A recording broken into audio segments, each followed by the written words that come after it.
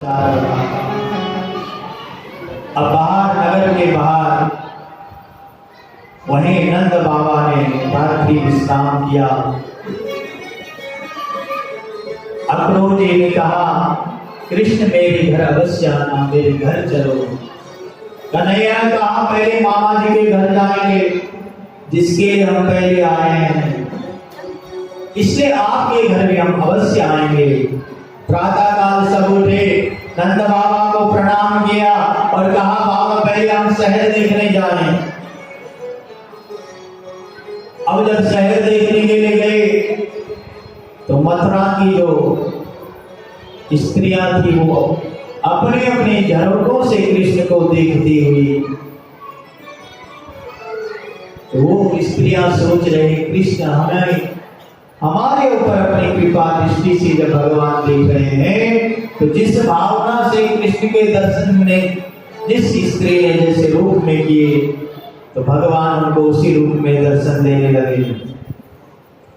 अब इतने भाव विभोर होते हुए मथुरा की स्त्रियां भगवान के दर्शन करते गदगद हो गई, कहने लगी, धन्य है वो गोपियां जिन गोपियों ने कृष्ण से इतना प्रेम किया, जिन गोपियों को कृष्ण अपना मानते हैं।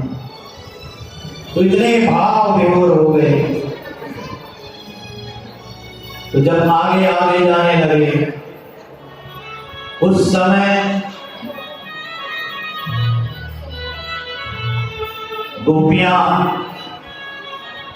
उनको दर्शन देते हुए मथुरा वासियों को भगवान जो है आगे पहुंचे।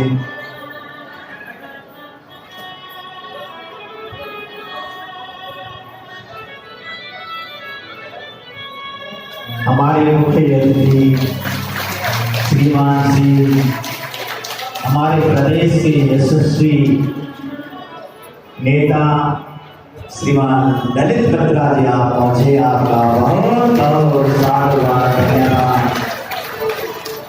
भाई साहब के हमारे ऊपर जो है बहुत बड़ा आशीर्वाद है। जहां भी कथा होती तो भाई साहब के दर्शन अवश्य होते हैं, हमें आशीर्वाद देने अवश्य आते हैं। ऐसे महान विभूति जिनके आने से हमारे कथा में चार चांद लग जाते हैं, ऐसे महान नेता को हृदय से वंदन करते हुए, तो इस प्रकार से जब मथुरा में ग्वाल बाल गए तो सभी ग्वाल वालों ने कहा, अरे कन्हैया, हमारे गांव में रहने वाले हम ग्वाल वाल हैं और ये तो शहर है मथुरा नगरी है, यहाँ के लोग ने कितने सुंदर वस्त्र धारण करे, हमारे पास तो कोई कपड़ा भी नहीं है ढंग का, चलने में शर्म आती है। तो भगवान ने कहा, इसकी भी व्यवस्था कर देंगे। तो आगे जाकर के एक धोबी के पास भगवान गए। भगवान ने कहा, अरे हमारे बाल बालों के लिए सुंदर सुंदर वस्त्र दे दो। अब ये धोबी जो था, ये कंस का सेवक था, ये भी बड़ा दुष्ट था।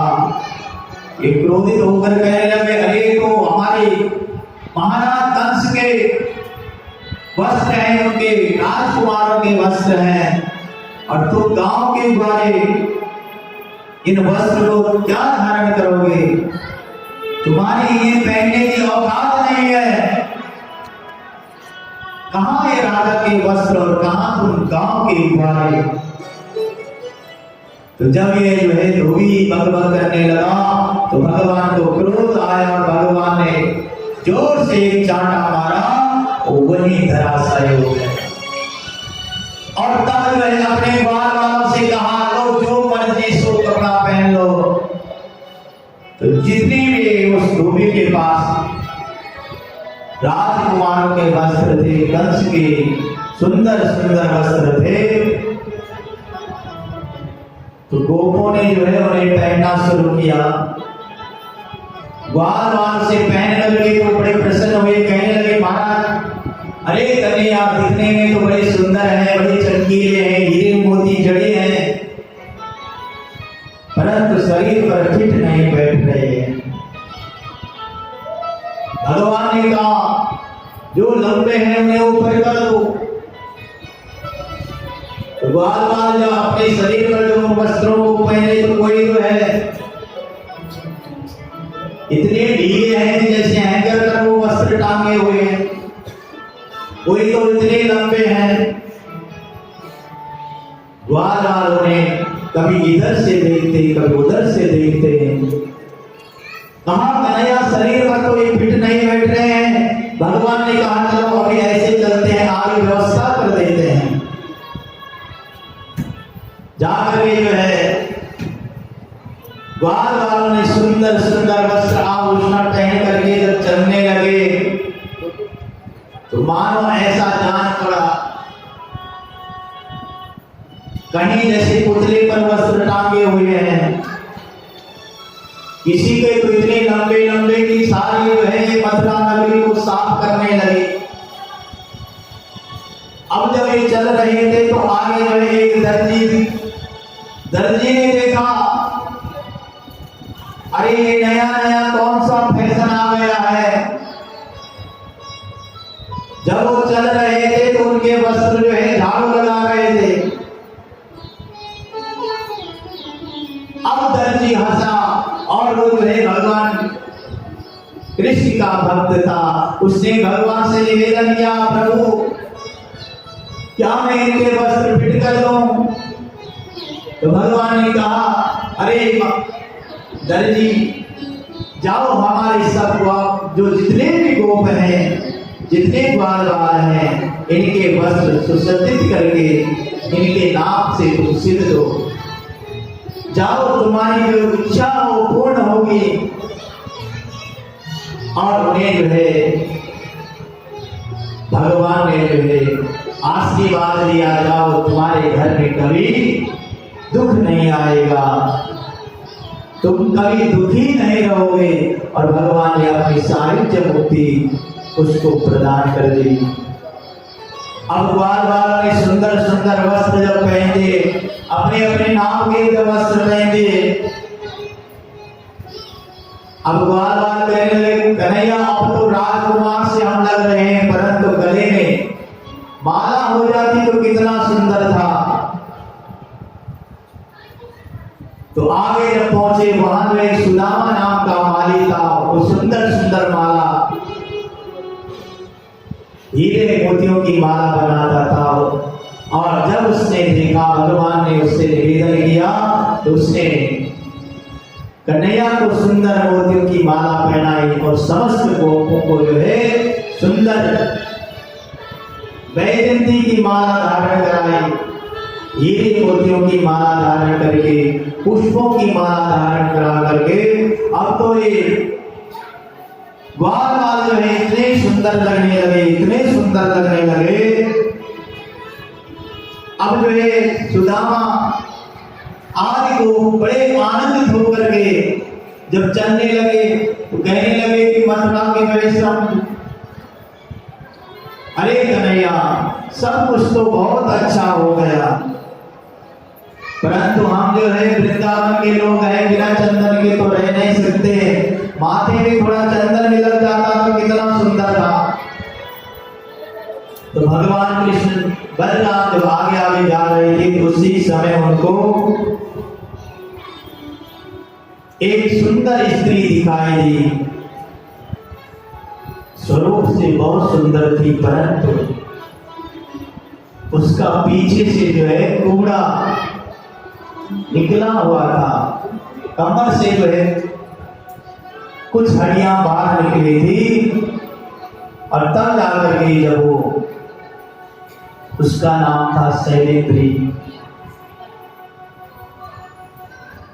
तो उसने कंस के लिए वो सुंदर सुंदर चंदन जो है मिसा करती। तो आज जो है वो उस कटोरे को हाथ में ले जाकर के जब जा रही थी तो भगवान ने पीछे से कहा, अरे सुंदरी। कुब्जा ने पीछे मुड़ करके देखा तो जैसे भगवान को देखा तो भगवान की छवि पर मुग्ध हो गए। कहने लगे आप मेरे को सुंदरी कहने वाले कौन है? महाराज आज तक तो सब मेरे को कुबड़ी कुबड़ी करके बुलाते, परंतु मेरे को पहले ऐसे पुरुष मिले जो मेरे को सुंदरी कह करके मेरे सम्मान करके मुझे बुलाए। आज जो है मेरा मन करता है कि इस चंदन को मैं आप इसका अनुराग लगाऊं। तो भगवान ने कहा हे देवी, हम सब यही चाहते हैं कि तुम हमारे मस्तक पर चंदन लगा दो। तो शैलेंद्र ने जो भगवान को तिलक करने के लिए हाथ ऊपर किया, परंतु जो पीछे से उसका जो है शरीर बाहर निकला हुआ। तो भगवान ने सोचा क्यों ना इसे इसकी भी मुक्ति कर दो। तो भगवान ने अपने दोनों पांव जो उसके अंगूठे पर रखे, अपने अंगूठों से उसके पांव को दबा दिया और अपने हाथों से उसके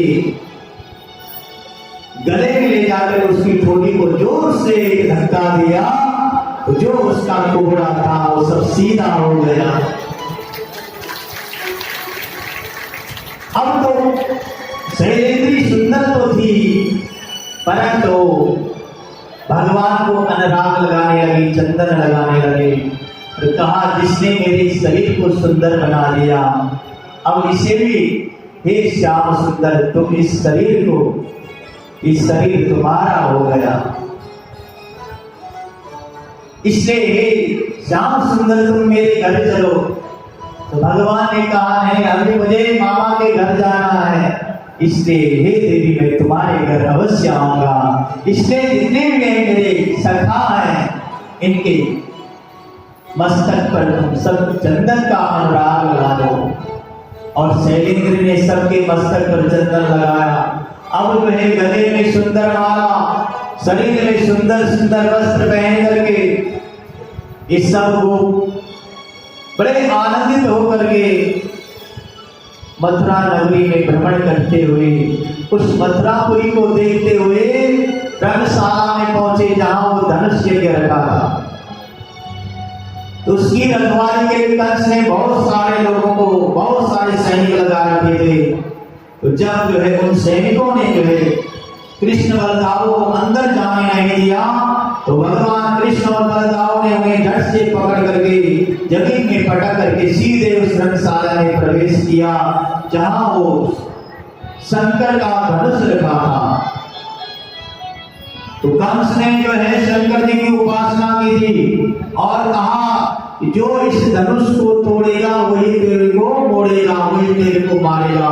जिस दिन ये धनुष टूट जाएगा तो उसी दिन तेरी मृत्यु निकट होगी।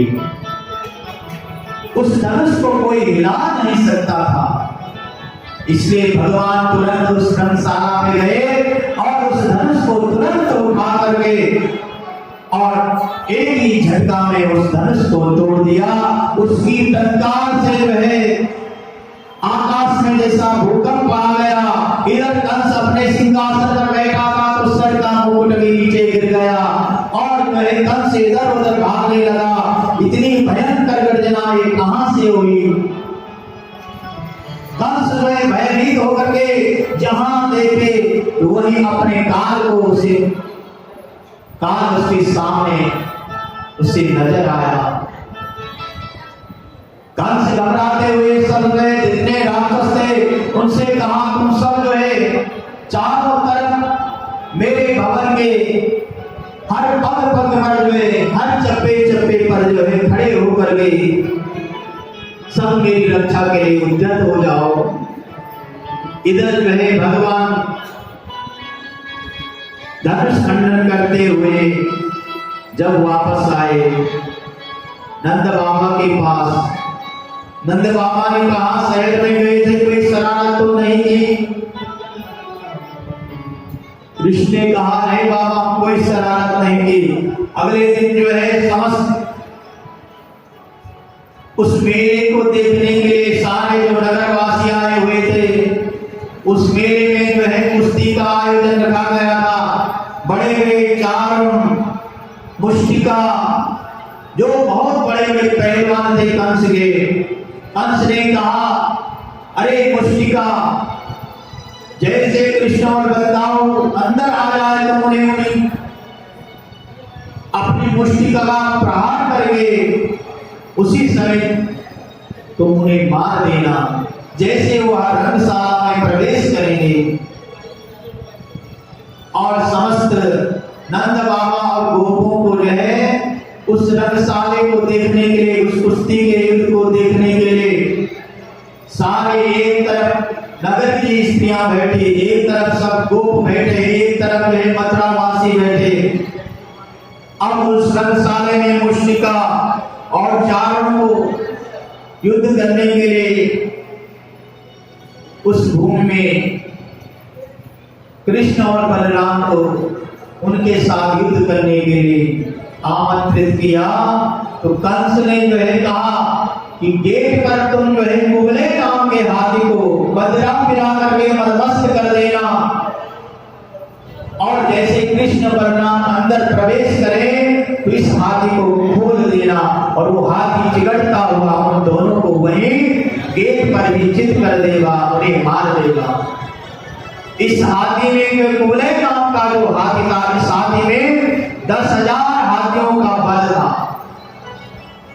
तो जब जो है जरासंध के पास ये हाथी था और एक बार ये हाथी ये बिगड़ गया, अब ये चितारते हुए दशा बनाई, लोगों को मारने लगा। उस समय कंस बड़ा पहलवान था, कुमार अवस्था में। उस समय कंस ने इस हाथी को पकड़ के पछाड़ दिया था, शांत कर दिया था, बांध दिया था। तो जरासंध ने सोचा ये बहुत बड़ा राजकुमार है, इसलिए इसने जो है अपनी अस्थि और प्राप्ति नाम की पुत्री से इसके साथ इसका विवाह कर दिया, और दहेज में जो है कुबरे नाम का हाथी दे दिया। तो आज तो इसने कहा उस हाथी को जो है तुम मदिरा पान करा करके, जैसे कृष्ण बलदाव अंदर आएगा तो उसी समय तुम इस हाथी को खोल देना। इधर जो है कृष्ण बलदाव जैसे उस रंगशाला में प्रवेश करने लगे तो इन सैनिकों ने जो है उस घर को खोल दिया, उस हाथी को खोल दिया। आगे चिगड़ता हुआ कृष्ण और बलराम की ओर दौड़ा तो भगवान कृष्ण ने इसकी सूंड पकड़ी और आकाश में घुमा घुमा करके इसे धरती पर पटक दिया और इसके प्राण पकड़ गए। एक दांत जो है बलराम ने इसका तोड़ा और दूसरा भगवान कृष्ण ने वही कंधे पर ले जा करके कहा, जब इसने हमारे लिए बाहर इतना बड़ा हाथी को लगा रखा तो अंदर जाकर के जाने इस कंस ने हमारे कौन सी योजना बनाई। तो वही जो है अपने कंधे पर हाथी के दांत को रखते हुए रंगशाला में प्रवेश किया। तो जैसे कृष्ण बलदाव ने अंदर रंगशाला में प्रवेश किया तो उसी समय जिसने जिस रूप में कृष्ण को देखा, जो पहलवान हो उनको पहलवान के रूप में कृष्ण दिखाई दिए, कंस को काल के रूप में दिखाई दिए, जो स्त्रियां थी उनको जो छोटे से बच्चे के रूप में दिखाई दिए, और बाल बाला को सखा के रूप में दिखाई दिए। अब जब युद्ध होने लगा, मथुरावासी कहने लगे कितने बड़े बड़े चार मुष्टिका, इतने बड़े पहलवान हैं और ये छोटे से छोटे बालक, ये कंस बड़ा दुष्ट है, छोटे बालकों को जो है इन योद्धों के साथ युद्ध करा रहा है। तो सारे जितने राक्षस थे वो सब कृष्ण बलदाव पर एक ही साथ टूट पड़े। कृष्ण बलदाव ने जो हाथी के दांत घुमा घुमा करके इन राक्षसों को वहीं धराशायी कर दिया। अब जो है चारों कृष्ण पर टूट पड़ा। इधर जो है मुष्टिका बलराम के साथ मल युद्ध करने लगा। मल युद्ध होते होते कभी पैंतरे बदलने लगे, कभी एक दूसरे पर गुस्सा मारने लगे, एक दूसरे को पछाड़ने लगे। तो भगवान कृष्ण ने चारों को जोर से पटक करके धरती में चित कर दिया। इधर मुष्टिका को बलराम ने एक गुस्सा मारा और जोर से उसे धरती पर पटक दिया। दोनों के प्राण कपड़ों में उठ गए। तुरंत भगवान उछले और जहां पे कंस भयभीत था, कंस इन दोनों बालकों को चारों तरफ से घेर करके पकड़ दो और इन वसुदेव के दुष्ट बालकों को अभी मार दो। और जैसे कंस कहने लगा, तुरंत भगवान जोर से उछले और सीधे जाकर के कंस की गद्दी के पास बैठ गए और कंस का सर पकड़ के कहा, कहो मामा जी क्या हाल है, किसे मारना चाहते हैं? अपने काल को समीप आए हुए देख करके कंस भयभीत हो गए। भगवान कृष्ण ने वह कंस का सर पकड़ा और तुरंत वहां से उसे जोर से धरती पर पटका और वही कंस के प्राण पकड़ गए। बोल वृंदावन बिहारी लाल की।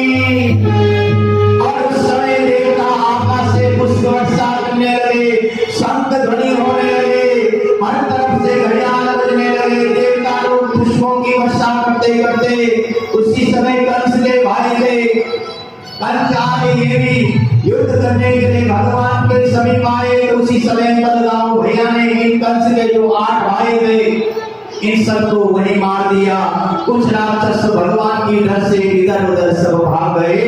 तो समस्त जो उस दृश्य में बैठे हुए इस मेले में आए हुए लोग सब भगवान कृष्ण के गुणगान करते हुए जय जयकार करने लगे। बोल वृंदावन बिहारी लाल की, वृंदावन बिहारी लाल की। और सब आनंद विभोर होकर के भगवान के गुणगान करते हुए इतने मदमस्त हो गए, सब जो है कृष्ण की जय जयकार करते रहे। बोल सच्चिदानंद भगवान की। तो इस प्रकार से जो है सब लोग भगवान की सानिध्य प्राप्त करके आनंद विभोर हो गए। तो आए सब लोग ठाकुर जी को प्रसन्न करते हुए आनंद विभोर हुए। बोल सच्चिदानंद भगवान के बिहारी ईश्वरिया। तेरा जलवा कहाँ पर नहीं है तेरा, तेरा जलवा कहाँ पर नहीं है। मेरे माँ के बिहारी ईश्वरिया, तेरा जलवा कहाँ पर नहीं है, तेरा जलवा कहाँ पर नहीं है।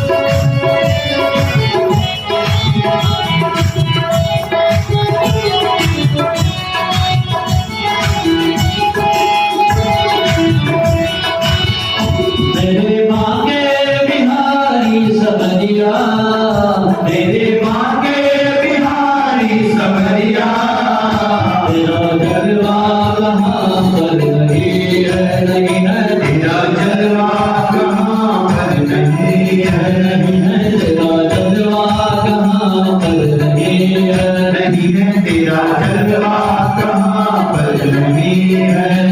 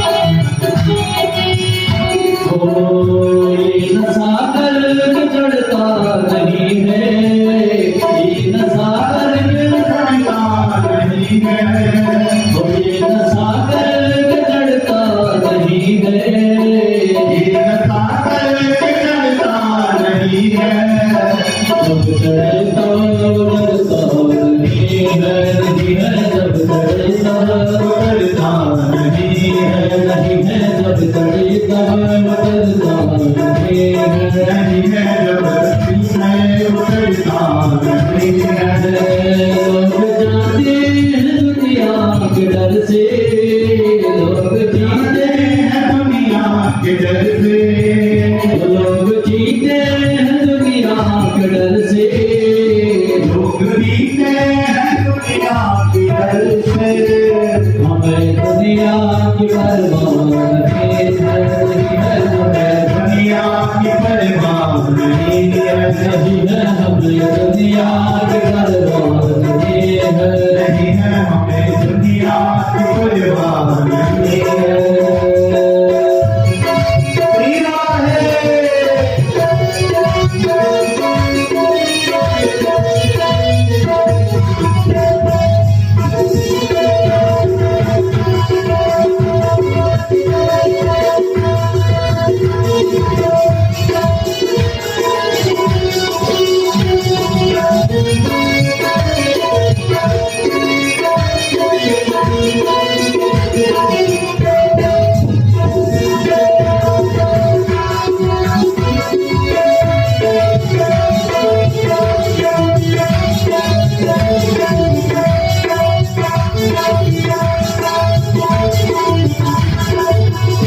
लोग पीते हैं पी के गिरते, लोग पीते हैं पी के गिरते, लोग पीते हैं पी के गिरते, लोग पीते हैं पी के गिरते।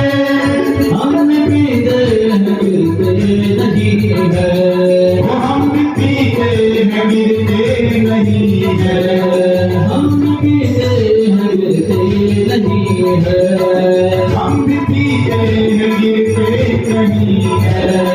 हम तो पीते हैं, हम तो पीते हैं सत्संग का प्याला, हम तो पीते हैं सत्संग का प्याला। ये नशा में उतरता नहीं है, ये नशा में उतरता नहीं है, ये नजर से उतरता नहीं है, नहीं है ये नजर से उतरता नहीं है। मेरे बाके बिहारी सवरिया, मेरे बाके बिहारी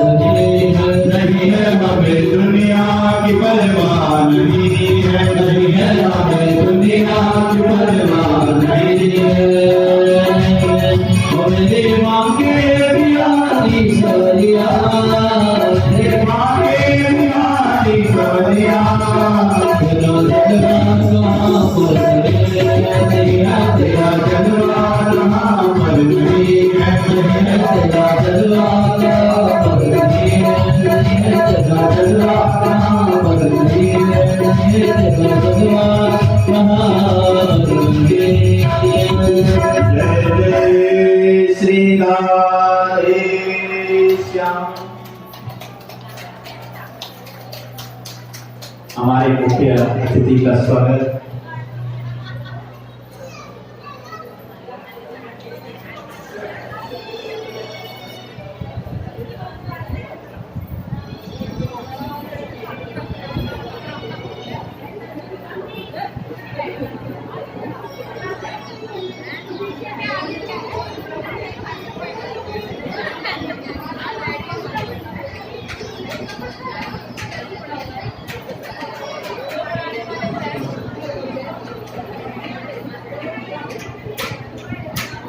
हेलो, आदरणीय बत्रा जी का हार्दिक अभिनंदन। आपको वंदन करता हूँ। आपने अपने पावन चरण उत्तराखंड के भवन में देखकर हमें किरदार किया। सारा उत्तराखंड भारतीय मंडल परिवार आपका आभारी है। आपने हमारे इस आयोजन में 4 चांद लगा दिए। बत्रा जी 1978 की हमारी संस्था उत्तराखंड भारतीय मंडल 1978 से रजिस्टर्ड है। 10,000 के आसपास हमारी स्ट्रेंथ है ऑन रिकॉर्ड। बाकी आते जाते रहते हैं लोग, इसलिए कम ज्यादा होती रहती है। कई बार ट्रांसफर हो जाते हैं, और चले जाते हैं। प्राइवेट जॉब में ऐसे होगा, लेकिन सभी लोग इस तरीके का आयोजन करते रहते हैं। 3 महीने, 6 महीने, 4 महीने में। इस भवन का प्रायोजन ही यही था। और कुछ जैसे जो गरीब लोग होते हैं यहाँ अपनी शादियाँ कर लेते हैं, उनको हम बड़े सस्ते उस फेस्टिवल से साफ सफाई का इतनी मेंटेनेंस का खर्चा लेते हुए और उनको ये भवन उपलब्ध करा देते हैं, उनका काम हो जाता है। बाकी इस तरह के धार्मिक आयोजन हम करते रहते हैं। अभी 30 तारीख को हमने सुंदरकांड का प्रोग्राम किया था। उसके बाद अभी भागवत है। इसके बाद जागरण का प्रोग्राम करेंगे। फिर उसके बाद अपना कल्चर प्रोग्राम भी करते रहते हैं। इसका आयोजन, मुख्य आयोजन, हम अपनी संस्कृति को, हम उत्तराखंड से बिलोंग करते हैं, लेकिन यहाँ अपनी संस्कृति को अपने बच्चों में उसको आगे देखना चाहते हैं, ताकि हम अपनी संस्कृति को ना भूलें, विलुप्त ना हो सके। इसी के प्रयोजन से बार बार इस तरीके का आयोजन हम जब छोटे छोटे थे, मुझे याद है कि हम खूब मंदिरों में, इस पहाड़ का मंदिर, उस पहाड़ का मंदिर, हम रामायण हो जाते थे। और मुझे जहाँ तक जानकारी है कि उत्तराखंड का हर बच्चा रामायण के इनसे बहुत परिचित होगा, क्योंकि उनको बार बार मौका मिलता है। सर्दियों में बड़ी रामायण होती है हमारे वहाँ इधर उधर मंदिरों में, तो हम शुरू से जाते रहते थे। उसी के देखते हुए आज जीवन कुछ दूसरे तरीके का पड़ गया है कि जीवन के ऊपर भार है, तो लोगों को पलायन भी करना पड़ा मजबूरी करके। लेकिन जो जहाँ भी है, पूरा हरियाणा हमारा, पूरे हरियाणा के अंदर संगठन है और मैं प्रदेश में महासचिव के पद पर भी हूँ। तो इस तरीके के आयोजन हम अपने संस्कृति के अपने बच्चों को दिखाते रहते हैं, ताकि उन्हें पता चले कि हमारा मूल क्या था, हम कहाँ थे। अब मैं आपसे निवेदन करूँगा कि एक बार व्यासपीठ से आप आशीर्वाद लें। ज़्यादा समय नहीं लूँगा, आपका भी समय बहुत कीमती है।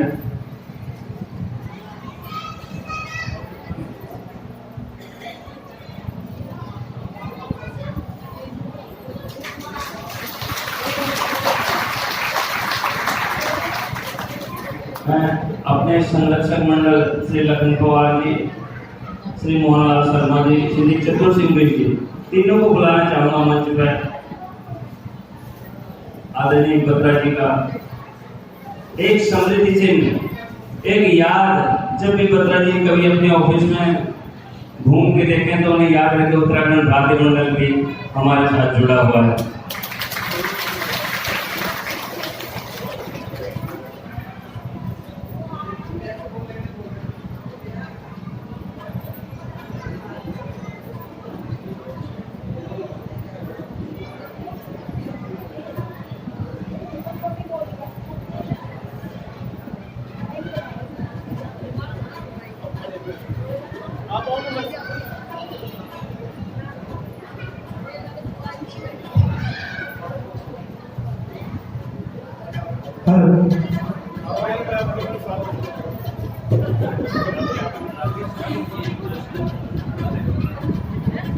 बोले वृंदावन बिहारी लाल की, बोले सावड़ी सरकार की, जय जय श्री राधे श्याम। देखो आज हमारे बीच में बड़े भाई ललित बत्रा जी, उन्होंने रिक्वेस्ट करी कि बड़े जी आप तो शब्द आप बोलो, क्योंकि वो हमारी वाणी से अवमुक्त हैं। उन्होंने हमारे जो मंच से कई बार मैं बोलता हूँ तो उनका रिक्वेस्ट पर ही मैं बोल रहा हूँ, क्योंकि ये मंच मेरा नहीं है, ये मंच उत्तराखंड भ्रातृ मंडल का है। तो मैं अपने आप को बहुत ही गौरवान्वित महसूस करता हूँ कि आपने मुझे इस मंच पर बोलने के लिए आग्रह किया, इसके लिए बहुत बहुत धन्यवाद आपका। हमारे बीच में जो आज के हमारे मुख्य अतिथि आए हुए हैं, एक किसी परिचय के मोहताज नहीं है। आदरणीय ललित बत्रा जी जो है समाज के लिए जो निरंतर दिन रात मेहनत करते रहते हैं, और जो है आदरणीय ललित जी बत्रा जी से मिलने के लिए किसी को कोई अप्रोच की आवश्यकता नहीं होती है। सुबह 10 बजे से लेकर कर शाम तक जो है ललित बत्रा जी समाज के कार्यों के लिए जो है निरंतर अपने ऑफिस पर बैठे रहते हैं। आप सभी निसंकोच होकर के उनके कार्यालय पर जा सकते हैं। जो भी आपकी समस्या है, निश्चित रूप से आपकी समस्या जो उनके हक में होगी उसे जरूर उसका समाधान निकालेंगे। तो एक बार ललित बत्रा जी के लिए जोरदार ताली का हौसला बुलंद करें। कहते हैं कि बिना गंगा के बारिश का एहसास कैसे होगा, जुनून हो दिल में जिसके वो हताश कैसे होगा, कार्यक्रम के इस रंग का मिजाज कैसा होगा, बिन ताली के हमें एहसास कैसे होगा। बोले वृंदावन बिहारी लाल की जय। ज्यादा ना कहते हुए दो शब्द की मुझे अनुमति मिली थी, तो आदरणीय ललित बत्रा जी से निवेदन है कि स्मृति चिन्ह के बाद आप हमारी उत्तराखंड की सम्राट जनता को एक बार अपने जो शब्द है उन शब्दों से कृतार्थ करें। बहुत बहुत धन्यवाद। जय श्री राम। जय श्री राम। मेरे साथ हमारे एक साथी हैं, अभी उनको गो सेवा आयोग का हरियाणा का मेंबर बनाया है, राकेश पंडित जी। उनसे निवेदन करूंगा आकर के पंडित जी से आशीर्वाद।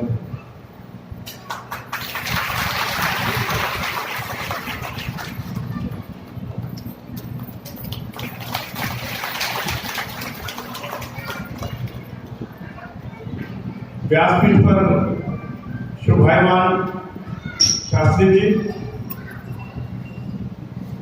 देवभूमि उत्तराखंड भ्रातृ मंडल के मेरे सभी सदस्यगण, उपस्थित मातृशक्ति, वास्तव में उत्तराखंड से मेरा कुछ विशेष लगाव भी रहा और मेरे जीवन में उस व्यक्ति का जो उत्तराखंड से थे, हमारे हरियाणा के प्रभारी थे। हमारे यहाँ प्रचारक संघ प्रचारक निकालती है और वो प्रचारक हमारे हरियाणा में आपके यहाँ से सुरेश भट्ट जी, नैनीताल के पास उनका गांव है, कालाडूंगी से यहाँ पर हरियाणा के प्रभारी थे। तो उनके साथ मुझे 10 साल काम करने का जो है मौका मिला और ये जितना कुछ भी सीखा मैंने उनसे सीखा है, ये मैं आपको बताना चाहता हूँ। तो इसलिए मैं आपसे निवेदन करना चाहता हूँ कि उत्तराखंड की छाप मेरे जीवन पर बहुत ज्यादा है कि उत्तराखंड के अंदर जिस प्रकार से लोगों का मैंने व्यवहार, कई जगह में चुनाव पर जाने का मुझे मौका मिला उत्तराखंड के अंदर, जो वहां के लोगों का धार्मिक स्वभाव मैंने देखा, इस प्रकार की भागवत कथाओं में या किसी अन्य सत्संग में जो उनका रुझान हमेशा मैं देखता हूँ, मैं समझता हूँ वो काबिले तारीफ है। आपकी जितनी प्रशंसा की जाए उतनी कम है। लेकिन मैं आपसे एक निवेदन करना चाहता हूँ, आप लोग उत्तराखंड से किसी कारण से, व्यापार के कारण से, किसी नौकरी के कारण से या किसी भी अन्य कारण से आप हरियाणा में हमारे आकर के बसे हैं, तो आप हमारे मेहमान हैं। मैं मेहमान की भूमिका से आपको देखता हूँ। दूसरी एक बात, धार्मिक संगठन की बात है, यहाँ पर मैं राजनीतिक बात तो नहीं करूंगा, पर एक बात मैं अवश्य कहूंगा। अभी आपको पता होगा कि 2.5 साल पहले मैंने यहाँ से चुनाव लड़ा मेयर का और बहुत थोड़े से वोटों से हार गया मैं यहाँ से, पर उसके बाद भी क्योंकि हमारी यहाँ पर सरकार है तो जनता की सेवा में मैं निरंतर आपके लिए, आप लोगों के लिए तत्पर रहता हूँ। सुबह 11 बजे से लेकर के 2 बजे तक, क्योंकि भाई साहब ऑफिस में आए थे, मैंने उन्हें देखा भी था। और मैं आप सबसे भी निवेदन करता हूँ कि एक बार मेरे ऑफिस में आकर के मेरी कार्यशैली को जरूर देखें। किसी भी व्यक्ति से आज तक मैंने 1 रुपया कोई लिया नहीं है और ना मैं 1 रुपया भी किसी से रिश्वत पे खाता। मेरे बारे में सारा सोनीपत जानता है कि मैं ना खाता हूँ ना खाने देता हूँ। जो मोदी जी का सिद्धांत है, मोदी जी के साथ मैंने बहुत काम किया। जब वो हरियाणा के प्रभारी थे तो उनकी लंबरेटर स्कूटर में मैं अपनी लंबरेटर स्कूटर पर बिठा करके उनको लेके जाया करता था। तो जो संस्कार नरेंद्र मोदी जी के अंदर है वही संस्कार, आरएसएस के संस्कार मेरे खुद के वही संस्कार है। सोनीपत का हर अफसर मेरे बारे में जानता है कि ललित बत्रा एक ऐसा शख्स है कि ना किसी की रिश्वत खाएगा और ना किसी अफसर को खाने देगा। आपके लिए मैं बताना चाहता हूँ, आप में से उत्तराखंड के किसी भी व्यक्ति को कभी भी कोई कष्ट हो, 24 घंटे आप मेरा फोन नंबर भाई साहब के पास है, आप मुझसे संपर्क कर सकते हैं। कोई भी आपको नजायज तंग करे, कोई भी नजायज तंग करे आपको, आप बेहिचक किसी प्रकार की शंका न करते हुए, किसी प्रकार का संकोच न करते हुए आप मेरे पास आ सकते हैं। आपको 1% भी तंग नहीं होने दिया जाएगा। ये मेरा आश्वासन आज इस व्यासपीठ से लेकर के जा रहा हूं। क्योंकि देखिए, आप हमारे मेहमान हैं और मेहमान को यदि कोई तकलीफ होती है तो वो जो जिनके घर मेहमान वो आए हैं उनके लिए बड़ी शर्म की बात होती है। तो मैं यही समझूंगा कि आप हमारे मेहमान हैं। आप लोगों को कभी भी कोई दिक्कत हो, किसी प्रकार की कोई परेशानी हो, आप बिना हिचक आप मेरे से संपर्क करिए, आपको पूरा समाधान मिलेगा। बाकी रहा अब भागवत की बात को थोड़ी सी जरूर करूंगा। देखिए, मैं अभी एक बहुत सारे कार्यक्रमों में, ऐसे कार्यक्रमों में गया जहां पर स्वामी जी से मैंने कथा सुनने का जब मुझे अवसर मिला। कितनी प्रेम से ये कथा करते हैं, कितनी प्रेम से इनकी वाणी में जो मधुरता है और जो ये प्रसंग बता करके जिस प्रकार से कहते हैं कि धार्मिकता के साथ साथ व्यवहारिक जीवन भी हमें किस प्रकार से जीना चाहिए, उसके बारे में जब ये बताते हैं तो मैं इनके प्रति बड़ा अभिभूत होता हूँ, इनके प्रति बड़ा कृतज्ञ हूँ कि इस प्रकार की जनता के संस्कार को बदलने का जो आप काम कर रहे हैं से मैं समझता हूँ ये ज्यादा जरूरी है। कथा तो हम कथा तो कहीं भी सुन लेंगे, टीवी पे भी सुन लेंगे, टीवी पे भी सुन लेंगे, यूट्यूब पे भी सुन लेंगे, पर प्रत्यक्ष कथा को सुनते हुए जो व्यवहारिक ज्ञान पंडित जी देते हैं, उस व्यवहारिक ज्ञान से जो आपका जीवन बदलता है, ये सच्ची भागवत है। ये यहाँ पर जो आप कर रहे हैं, आप सच्ची भागवत सुन रहे हैं, सच्चा अपनी प्रार्थना भगवान से कर रहे हैं कि इस भागवत के अंदर जितने प्रसंग पंडित जी बताए उनको अपने जीवन साथ यदि आप करेंगे तो मैं समझता हूँ यहाँ पर आने का आपको लाभ होगा, भागवत सुनने का आपको लाभ होगा। इन शब्दों के साथ मैं आप सबसे अनुरोध चाहता हूँ, अभी 2 जगह भागवत पर और जाना है मुझे। आप सबका बहुत बहुत धन्यवाद करता हूँ कि आपने मुझे यहाँ पर आने का मौका दिया। और एक प्रार्थना और कर रहा हूँ, जब भी आप कोई कार्यक्रम यहाँ पर करें, आप मुझे यदि बुलाएंगे तो मैं सहर्ष आपके पास आना स्वीकार करूंगा और आकर के मुझे ऐसा महसूस होगा कि जैसे मैं अपने परिवार के अंदर आया हूँ। इन शब्दों के साथ आप सबका बहुत बहुत धन्यवाद, बहुत बहुत धन्यवाद ललित बत्रा जी, आपका बहुत बहुत धन्यवाद। यही ईमानदारी और यही प्रतिभा जो निष्ठा है आपकी, यही आपको बहुत आगे ले जाती है। एक बार ललित बत्रा जी के लिए जोरदार तालियों का अभिनंदन करें। अगर आपने हमें अपने परिवार का सदस्य माना है तो हम सब भी आपके साथ कंधे से कंधे मिला करके तैयार हैं। बिहारी लाल की कहते हैं जी कि अगर भोजन मीठा ना हो तो जो है हिचकियां भी नहीं आती है, अगर भोजन मीठा नहीं है तो हिचकियां भी नहीं आती है, और अगर बोल मीठे ना हो तो कीमती मोबाइल पर घंटियां भी नहीं आती है। फर्क नहीं पड़ता है कि घर छोटा या बड़ा हो, लेकिन घर में अगर मिठास नहीं है तो इंसान तो क्या चीटियां भी नहीं आती है, चीटियां भी नहीं आती है। बहुत बहुत धन्यवाद ललित बत्रा जी आपका। आइए व्यासपीठ की ओर चलते हैं, सिर्फ दिव्य भागवत की ओर। गुरु वृंदावन बिहारी लाल की, बोले साधु सरकार की जय। जय श्री राधे, जय जय श्री राधे श्याम। धन्यवाद आचार्य जी का, मुख्य अतिथि का धन्यवाद। तुम्हारे कथा में प्रवेश करते हैं। भगवान ने गए कंस का उद्धार किया, सब लोग जो है प्रसन्न हो गए। अब ये दुष्ट जब मारा चुका है तो भगवान सबसे पहले अपने माता पिता को छुड़ाने के लिए उस कारागृह में गए, और कारागृह में भगवान ने जो बेड़ियां वसुदेव और देवकी मैया की कंस ने बांधी थी, ठाकुर जी के आने से तुरंत सब बेड़ियां दूर हो गई।